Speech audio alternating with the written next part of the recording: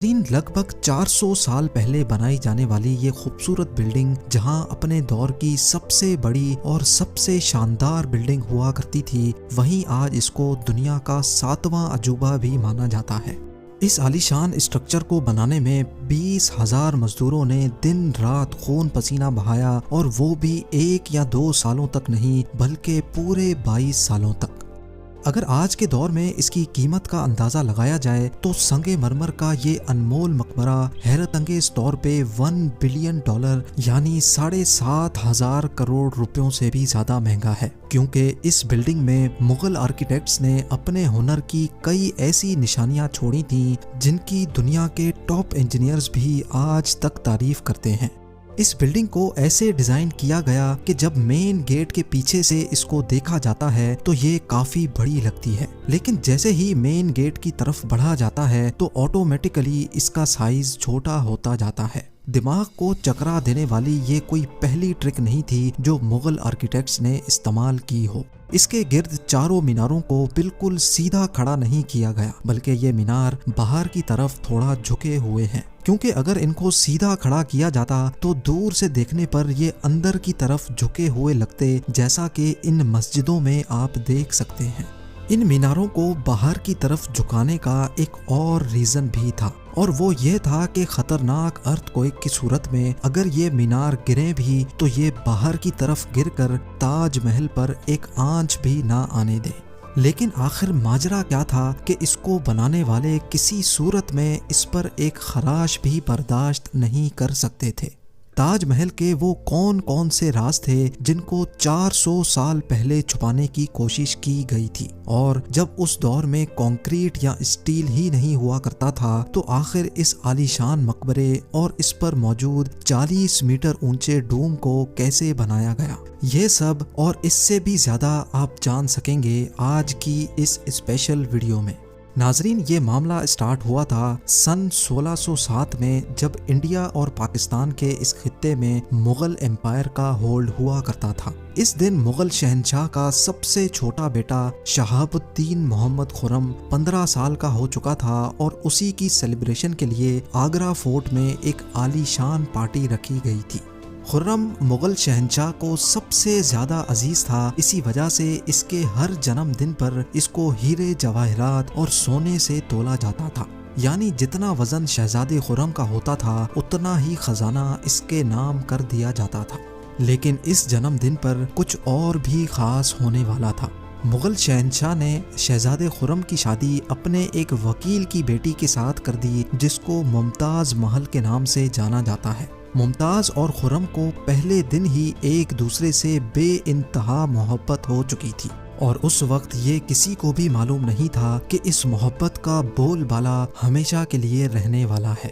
अगले 10 सालों तक शहजादे ने कई जंगें लड़ी और उनमें भरपूर कामयाबी भी हासिल की। इसी वजह से शहंशाह ने खुश होकर उनको शाहजहां के लक़ब से नवाजा, जिसका मतलब है दुनिया का बादशाह।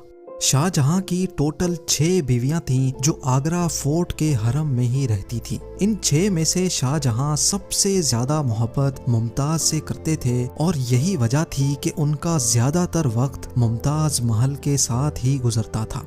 वक्त तेजी से गुजरता जा रहा था, और 4 सालों के बाद यानी 1621 में मुगल शहंशाह अचानक चल बसे। शाहजहां जो पहले ही मुगल एम्पायर में खासा फेमस हो चुका था और जो शहंशाह का चहीता बेटा भी था, 1628 में यानी बाप की मौत के 7 सालों बाद उसने शहंशाह की गद्दी संभाल ली।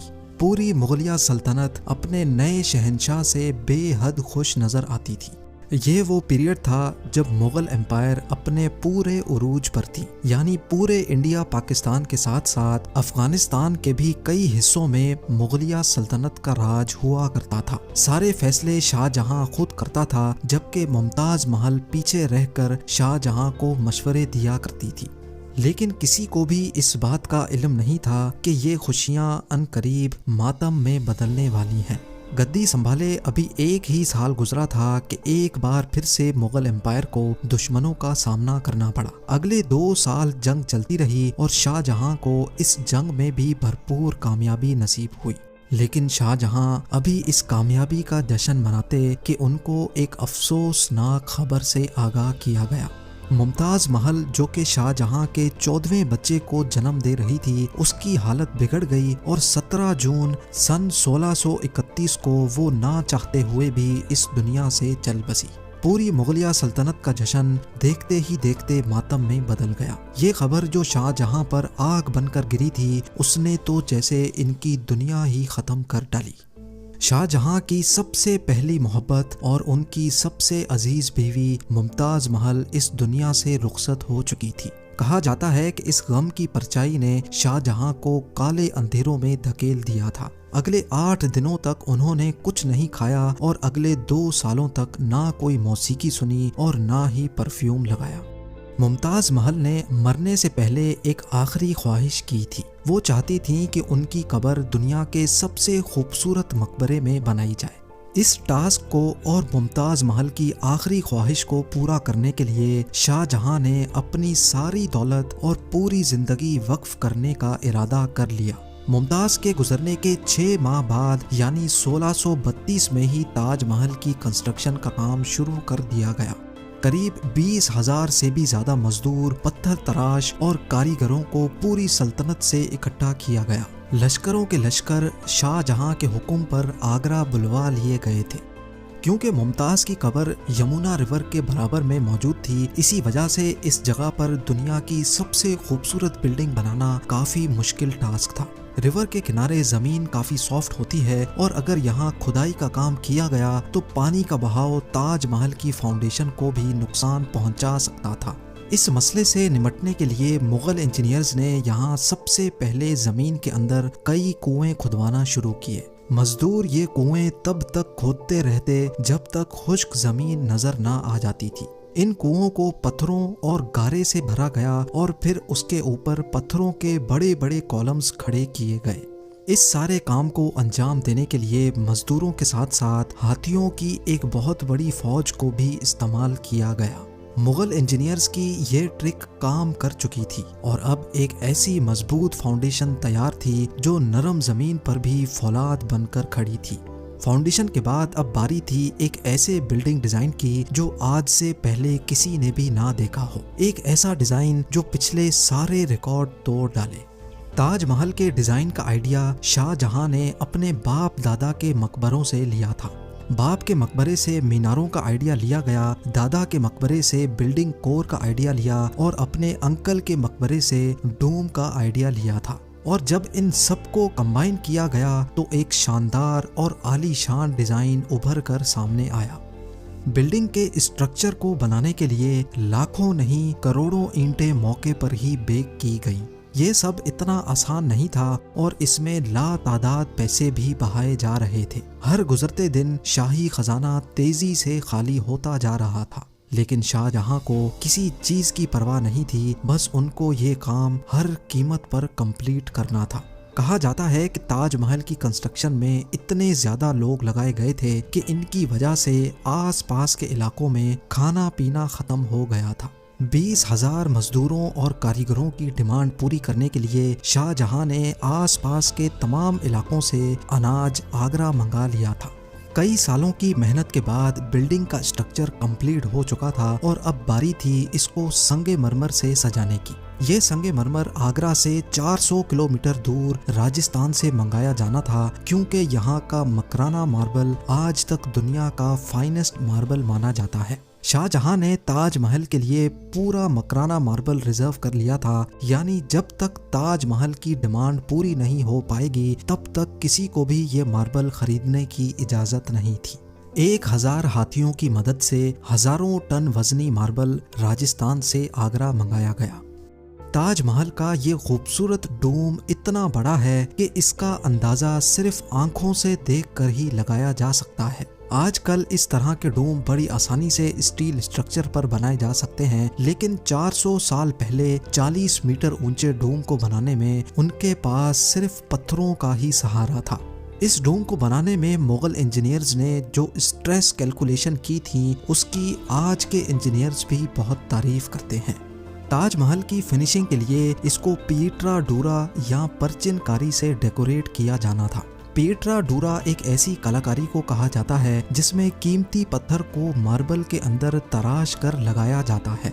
मार्बल को बड़ी महारत और बारीकी से कीमती पत्थर की शेप के हिसाब से तराशा जाता है और फिर उसमें पत्थर को ग्लू के जरिए चिपकाया जाता है।